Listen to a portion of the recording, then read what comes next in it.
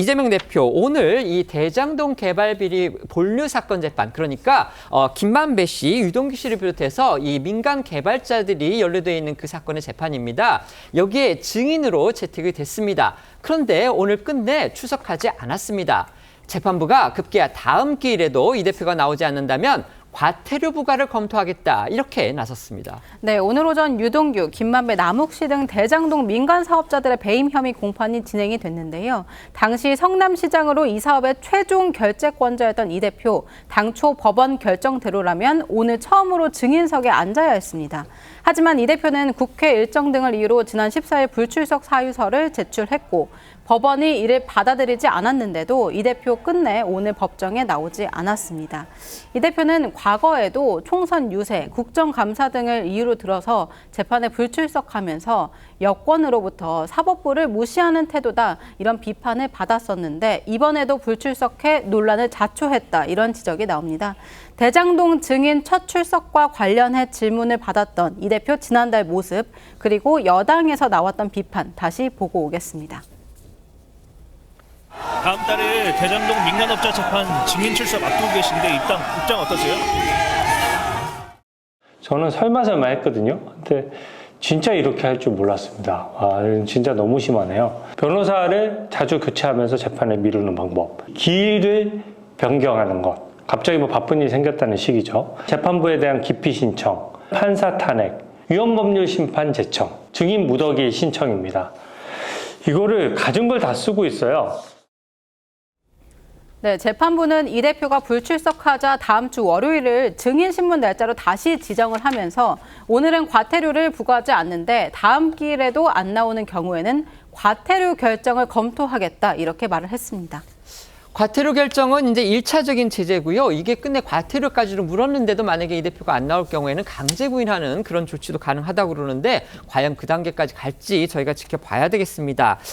소개해드린 대로 이재명 대표가 법원에 대북송금재판부 법관 기피각하 결정문 1위 문서를 갖다가 이제 폐문부재라는 이유로 해서 한 달째 6번 동안이나 6번까지도 수령을 하지 않고 있습니다.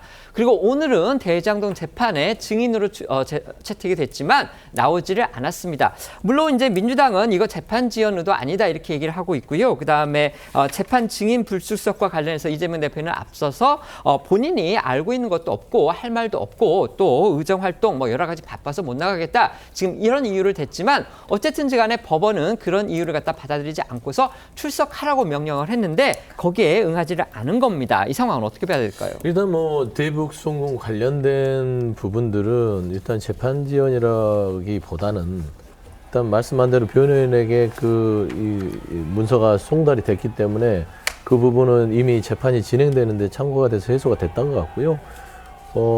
저는 이 정기 인사도 고려가 돼야 된다고 봅니다. 3달째 이 대북송금 재판부가 안 열리고 있는 것은요, 기피 신청을 대해서 각하를 했고 그 각하 이후에 법원에 정기 인사를 통해서 법관들이 자연스럽게 바뀌면서 그 말하자면 기피 신청에 대한 이유가 없음으로써 각하가 됐거든요. 그래서 지금 현재 새로운 재판관들이 임명되면서 좀 길어지는 부분이 있다라는 측면을 좀 설명드리고, 그다음에 그 증인 출석 부분들은 불가피한 상황으로 그 법원에 사유를 냈으나 그걸 받아들이지 않았기 때문에 그 정도는 본인이 다음에 증인 출석을 못했을 때 과태료를 부담하고 의정활동 때문에 못 나왔다는 부분이라서 제가 봐서는 이재명 대표가 재판 그래도 꼬박꼬박 잘 출석하는 것 같아요. 알겠습니다. 그래서 전원 전부 출석해야 된다는 의무, 그 부분에 대해서 비판 조금 과도할 수도 있겠다 생각합니다. 네, 아까 그 민주당 대변인이 이제 변호인이 받았으니까 충분히 된 거다, 이렇게 얘기를 했다고 하는데요. 조선일보 보도를 보면 법조계에서는 의견이 좀 다르다고 합니다. 그러니까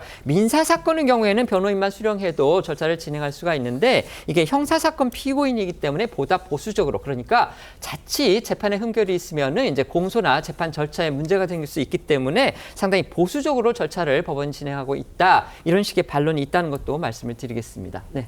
저번에 선거법 항소심 서류는 인편으로 오는 것은 받았죠. 네. 국회의원회관으로 가서 집행관이. 그런데 이번에 인편도 3번을 안 받았다고 하지 않습니까? 그건 이제 자택의 경우입니다. 네, 자택. 이번엔 자택이고 그때는 이제 국회의원회관인데.